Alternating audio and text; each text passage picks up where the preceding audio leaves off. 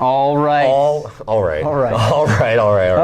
Okay. So, but seriously. 8-4. 8-4. Here we are. It's time. This is a big one. This is a big one. This is the big fact. Yeah. We've been setting this up since day 5. Day 1. Day 1? Yeah. Factors and multiples. Oh yeah, day 1. Day 1. You're right. So right. I mean, day 5 as well. Yeah. And then again on beginning. 8-1. Right. So we've been doing a lot of this, which should make it a lot easier. Right. Yeah. So this should not be out of left field. But first. Yeah. Hey, Jameson. Yes. Why is today a beautiful day for math? Well, every day really is a beautiful day for math, but today's an especially good day. Today? I got a recording back from some music that I made. I did a little radio show It turned out well? on Halloween, and it was fun. Yeah, it was good. Right on. I mean, they mixed the drums really low. It's a little Okay, disappointing. so that's yeah. No. But otherwise, it was still good. Right on. Cool. It's about the band. Yeah. For the greater good. Right. What about you? Beautiful day for math because we just had Edgar here and it was sunny out. Sweet. It was just a good day. Nice. Yeah, feeling positive. All right, right on.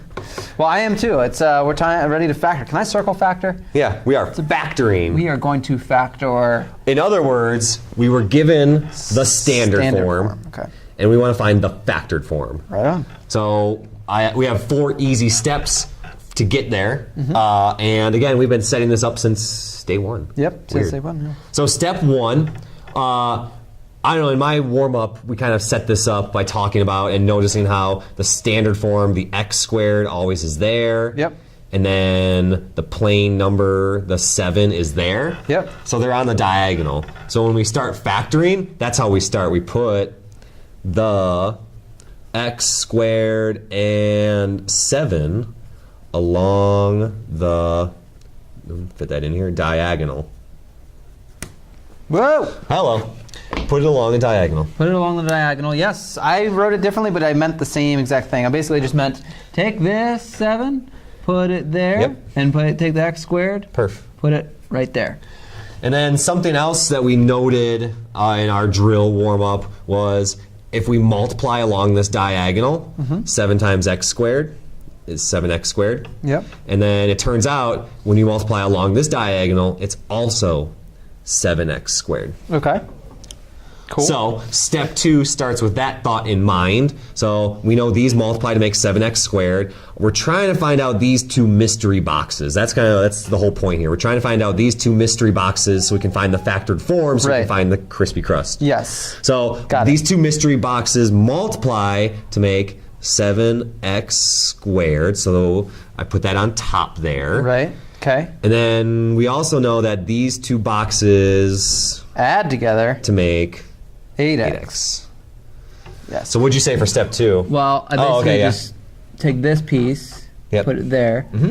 And yeah, we did the same thing. We kind of I set up a problem where we were kind of halfway, and it's got to be these 2 numbers because they added together to give us this middle one. Right on. Because they can kind of see they're puzzle solvers. Yeah, it's really absolutely. all it is. It's just a puzzle. And I think I just said, I might have just said fill in. I don't know what I think. I said fill in diamond. That's what I had. Create diamond problem. Create diamond problem. Diamonds are forever. Diamonds are a mathematician's best friend, maybe? Anyway, okay, these 2 multiply to make 7x squared. So the diamond problem says these 2 numbers multiply to make 7, and then these 2 numbers add to make 8x. Yep. Step 3 is going to be solve the diamond. You may have seen this before, actually, in middle school. A lot of my students said, yeah, I remember this, but I don't know why we did those. We never learned why we learned diamond problems. I think maybe they're just solving puzzles. I'm okay with it. Yeah. If they knew how to do it, sweet. So 7x squared, 8x. Multiply to the top, add to the bottom. That's what I actually wrote here. I wrote multiply to top, add to the bottom. Okay. Multiply to the top, add to the bottom. Multiply to the top, add to the bottom. So 2 numbers that multiply to 7, and add to 8. And so there's a trick to doing this. I always think about what multiplies first. Yes. So ways to multiply to make 7. There's only 1. I always start with 1 and 7. Those are the only 2 numbers that multiply together to give you 7 that are integers. So 1x and 7x. So 1x. It turns out. And 7x. 1x plus 7x is 8x. And then I'm going to do the same. I'm going to show that. So, oopsie. You're going to say 1 plus 7? I'm going to say x times 7x Oh, okay. makes 7x squared. Uh-oh. Wow. Uh-oh. Okay. And then down here, if you don't mind, Yeah. x plus 7x makes 8x. Brilliant. I dig Boom. it. All right, so now we're ready. I'm going to hand it off to Jameson while I go sharpen my pencil. All right, so basically, you continue from step 1, and you have this x squared. You're ruining the video! X squared goes here. 7. Okay.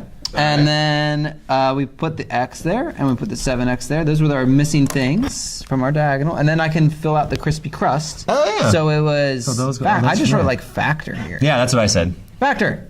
And which we did that. I put an exclamation point too. Oh my gosh. So we've been doing that. We've been doing that since day 5. We have done that over and over. And don't forget, I don't know why. Everyone is great at doing, not everyone, a lot of students are really great at doing all this, and then they're like, oh, I'm done. Right. You did all that work. So proud of you. You have to write the finished I'm so proud of you. You did all that, but finish it, please. Yeah, otherwise it's kind of worthless. Yeah, like, this is all the build-up. My students got it wrong on the quiz if they didn't write it out, obviously. Me too. Of course. And then you will get it wrong on the tests, and you would get it wrong in other classes. So, all right, so let's look at some examples. You know what a good strategy would be? What's if that? you got this so far, pause the video, and then try these, and then come back to us. So I pause. like it. Pause. All right, and welcome back. Welcome All right, okay. welcome back. Let's see if you got these right. We're gonna go through them. That's good. That's how I did it in class too. So right on. Remember, step 1. I'll do 1. You want to do 2? Sure. Okay. X squared is going to go there. The 12 is going to go there. I multiply them together. True. And I get 12x squared. So now moving on to step 2. And then I need, so this is step 2. 7x is going to go on the bottom. Mm-hmm. I'm multiplying 2 numbers to get to the top. Multiplying to get to the top and adding them to get to the bottom. My strategy, always, and this saves you so much time. Tell me more. Yeah. I write down all of the multiples of 12. All of them. Starting, always starting with 1, just like day 1. 1 times 12. What else? Then we go on to 2. 2 times what is 12? That's got to be 6. True. What? Okay, 3. 3 times what is 12? It's got to be 4. Okay, so, and then you keep going until you run out of anything else to multiply times. Then, we know these are all the pairs that multiply to the top. Yep. Multiply to the top, multiply to the top. Which pair adds to give me 7? 3 times 4. That one right there. Yeah. So 3x and 4x, because 3 times 4 is 12. 3 plus 4 is 7. So don't forget the extra part. I like it. Yeah. That's what I always do. And if you're trying to save time, it definitely does. So my factor form is x plus 3 times x plus 4. Boom. Rock and roll. So step 1, put the x squared and then the plain number 12. So multiplies to make 12x squared. So that goes there. And then adds to make the middle number, so 8x.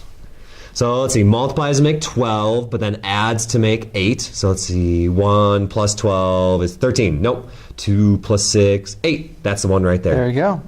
3 plus 4, 7. Nope. So it's 2x plus 6x. So that diamond problem now helps us fill in the rectangle. So 2x, 6x. Nice. And now we've been doing this since day 5. X plus 2, x plus 6. There we go. That's factored form. Again, we'd be really proud if you got to this point, but you gotta finish it up.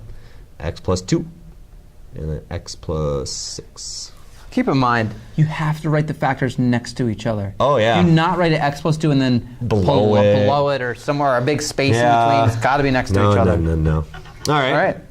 Last one. You want to rock that one? Okay. That's a nice looking pen. Although, thank you. I'm a little nervous. Yeah, it's scary. But we're on the clock now. You are a professional, though. But, okay, so x squared. Okay. 12. So right, again with the 12. All right, that's good. Yeah. Recognizing patterns, great. Multiplies to make 12x squared. And then adds to make 13x. And I always tell my students, this is the one that everyone forgets. And I just said one of the numbers. And I just said one of the numbers. And I just said one of the numbers. Right. And I just said one of the numbers. 1, 1, 1. So it's the last one. 1 times 12 makes 12. 1 plus 12 adds to make 13. So 1x, 12x. It's the one everyone forgets. I just said one of the numbers. The one 1x, 12x. So x and x times something makes 12x. Gotta be a 12. We've been doing this since day 5. X times something makes x 1. 1. Put it all together. X plus 1. X plus 12. You Factored. got it. That is how you factor. Boom. It's positive and negative, but these are just positives for now. Yeah. All right. Enjoy. Good luck. All right.